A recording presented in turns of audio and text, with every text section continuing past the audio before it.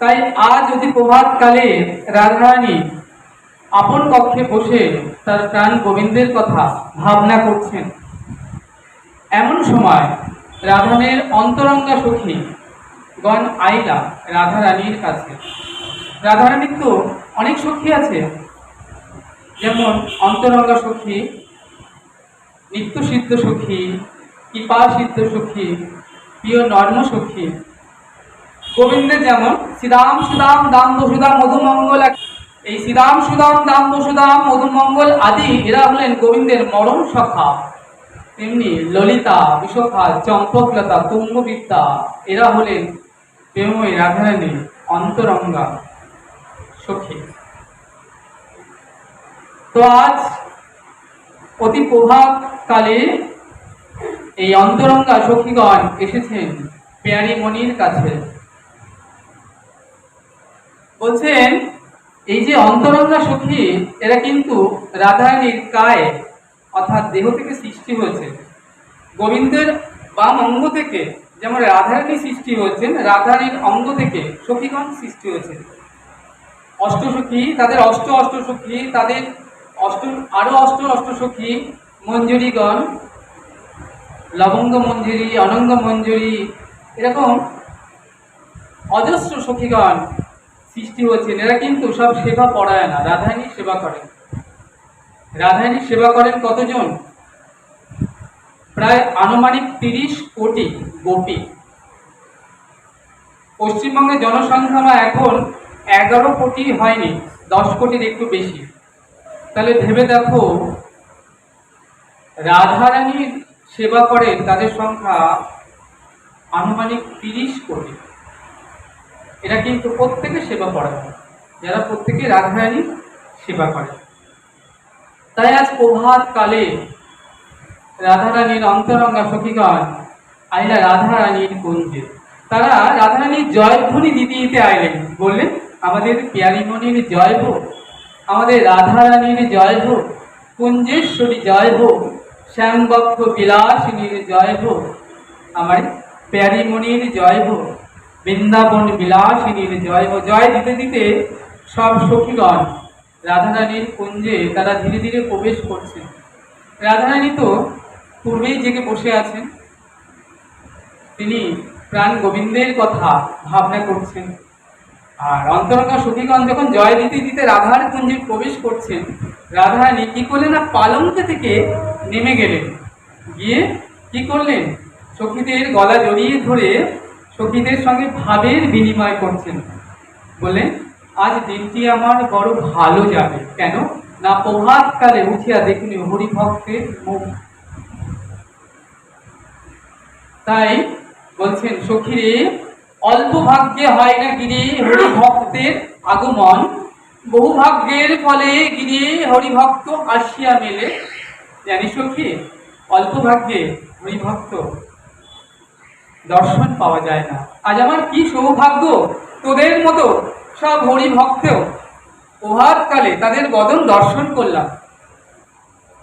তা বল বল সখী, তোদের জন্য আমি কি সেবা করতে পারি? সখীগণ বলছেন প্যারি রায়, তুই আমাদের সেবা করবি?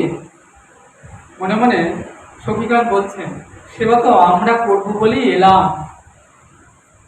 আমরা বৃন্দাবনে কেন জন্ম নিলাম, এভাবে কেন এলাম? সেবা করবো বলেই তো এলাম। রাধারানী বলছেন বল আমি তোদের জন্য কি সেবা করতে পারি? অমনি সখীগণ বলছেন প্যারি রায়, আমরা কেন এসেছি তোর কুঞ্জে জানিস? আমরা মনে একটা বড় বাসনা নিয়ে এসেছি। সেই বাসনাটা কি? সেই বাসনাটা হলো তোর মুখে হরিকথা শ্রবণ করবো বলে বড় বাসনা নিয়ে এসেছি। তাহলে না বড় বাসনাটা জানা গেল, বড় বাসনাটা হলো হরিকথা শ্রবণ। তাহলে মা হরিকথা শ্রবণের থেকে আর বড় বাসনা এই সংসারে হয় না। বড় বাড়ি বানাবো এটা একটা বাসনা, বড় গাড়ি ভালো বিছানায় শোবো, ভালো খাবার খাবো, দেহ সুখে এতে রব, তাহলে এগুলো কিন্তু বাসনা। ভালো ঘরে মেয়েকে বিয়ে দেবো, অনেক অর্থ টাকা করি, বিষয় প্রতিপত্তি, এগুলো সব বাসনা। কিন্তু আজকে গোপীরা বলছেন, প্যারি রায়, আমরা মনে বড় বাসনা নিয়ে এসেছি। সেই বাসনাটা কি? তোর মুখে হরিকথা শ্রবণ করব, এটা বড় বাসনা করে এসেছে। তা রাধারানী বলছেন যে রায়, তোরা যেমন এসেছিস বড় বাসনা নিয়ে হরিকথা শ্রবণ করবি বলে, তো আমিও তো হরিকথা বলতে চাই, কিন্তু শোনার মানুষ কোথা পাই? এই জগতে কত মানুষকে দেখি হরিবাসরে যায়, হরিকথা শ্রবণ করে, কিন্তু শোনার মানুষ কোথা পায়? শোনার মানুষ বলেন, হ্যাঁ, একটা পরশ পাথর যদি পাওয়া যেত, একটা লোহাকে স্পর্শ করা মাত্রই লোহাটি মুহূর্তের মধ্যে সোনায় পরিণত হয়ে যেত। এই সংসারে বলছেন আমাদের এই দেহটাও কিন্তু মা লোহার দেহ। কাম কামনা বিষয় বাসনা জং ধরা লোহার দেহ, কিন্তু গুরু চরণ রূপ যদি একটি পরশ পাথর পাওয়া যেত, ওই পরশ পাথরের পরশে মুহূর্তের মধ্যে দেহটা সোনার দেহে পরিণত হয়ে যেত। বললেন কত লোহা সোনা হয়ে গেল দেখো সাধুর বাজারে। ওমা আজকে যারা দেখছো না বড় বড় মহাজন, বড় বড় সাধক, ভারতবর্ষে বহু বড় বড় সাধক আছে, তারা কিন্তু গুরুচরণ রূপ পরশ মণির পরশে ওই লোহার দেহ থেকে সোনার দেহ পরিণত হয়েছে। লোহায় তুমি যতই রং দাও, লোহা কিন্তু মা তবু জং লেগে যায়, কিন্তু সোনা হাজার বছর ধরে মাটিতে পড়ে থাকলেও সোনায় কিন্তু জং ধরে না। তাই বলছেন রাধারানী, সে সোনার মানুষ কোথা পায়? বলেন তব কথামৃতাম তপ্ত জীবনাম কবি বিরেরিতাম কলমশাপহম শ্রবণ মঙ্গলাম শ্রীমদততাম ভুবু গিনন্তে যে ভুরিদা জনা। তব কথামৃতম, হে সুন্দর, তোমার কথাই অমৃত। কথামৃতম, অমৃত কাকে বলে? অমৃতকে তুমি জেনে পান করো বা অজান্তে পান করো, অমৃতের কাজ কি? অমরত্ব দান করা। তাহলে তব কথামৃতম, তোমার কথাই অমৃত।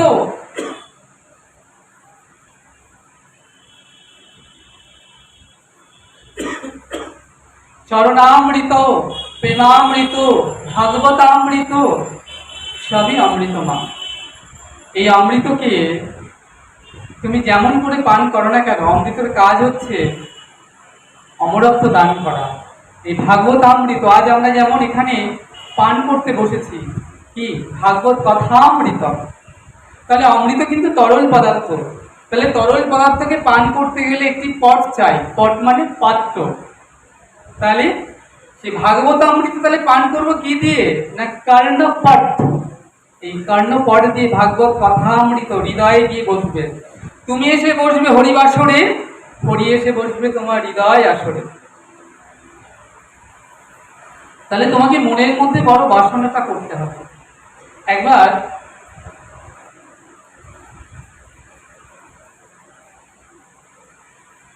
দেবরাজ ইন্দ্র তিনি এসেছিলেন সুকমণি ভাগবত আসরে। এসে বললেন, গুরুদেব আপনি আমাকে কৃপা করে ভাগবত কথা অমৃত পান করান, আর বিনিময়ে আপনার জন্য আমি চন্দ্রলোক থেকে অমৃত কলসি এনেছি, যে ওই কলসির অমৃত পান করলে সবাই অমরত্ব লাভ করবে।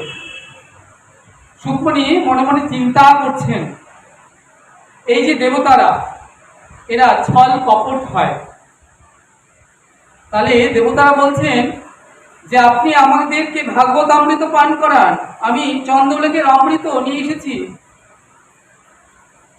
সে অমৃত পান করুন।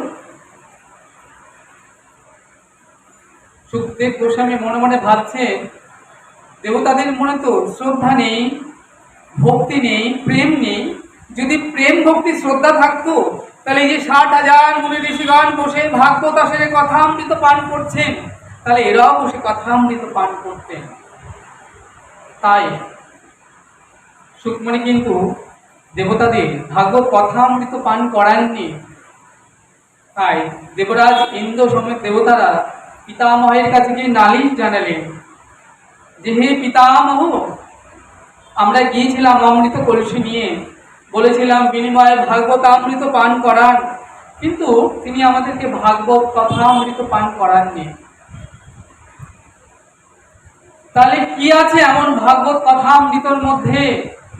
সুকমণি বলেছিলেন, তোমার ওই যে সাগর মন্থনের অমৃত ও কি করতে পারে না, ও শুধু অমরত্বই দান করতে পারে। কিন্তু জানো তো, আমি যে কথা অমৃত পান করাতে চলেছি, এ শুধু অমরত্ব নয়, প্রেম ভক্তি দিতে পারে। যে ধন পেলে তুমি তাকে পাবে, লাভ করবে। বিনা প্রেমে নাহি মেলে নন্দলালা। এ ব্রহ্মাণ্ডে যিনি ঈশ্বরের ঈশ্বর, সেই পরমেশ্বর, তাকে লাভ করতে গেলে যে ধন প্রয়োজন সেটা হচ্ছে প্রেম ভক্তি। তাহলে ভগবান কার? বলেন ভক্তি যার। বললেন পিতামহ, দেখা যাক ভাগবত কথা অমৃতে কি ফলাফল। 7টা দিন অপেক্ষা করে সকল দেবতারা অপেক্ষা করছেন। এমন সময় 7 দিন বাদে কথা এক সময় যখন বিশ্রাম হলো, পরীক্ষিত মহারাজ 7 দিন 7 রাত্রি ধরে ভাগবত কথা অমৃত পান করে তার দেহটা অমৃতময় হয়ে গেল। তক্ষক এলো, দংশন করলো। কতক্ষণ যেন, চোখের পলক পড়তে যেটুকু সময়, তার 100 ভাগের 1 ভাগ সময় তক্ষক দংশন করলো, এবং এ শরীরটা কি হলো? অমৃতে পরশে অমৃতময় হয়ে গেল। এবং তার ফলে কি হলো না, বৈকুণ্ঠ থেকে রথ এলো, মহারাজ পরীক্ষিত রথে করে ভগবানের ধাম প্রাপ্ত হলেন। ব্রহ্মাজি অবাক হয়ে গেলেন। তিনি ভাবছেন, এই ভাগবত কথামৃতের এত মহিমা, এত গুণ, সেই ভাগবত কথামৃত আজ আমরা এখানে পান করতে বসেছি। এই দেশে নয় বা অতীব সুদূর লাভ।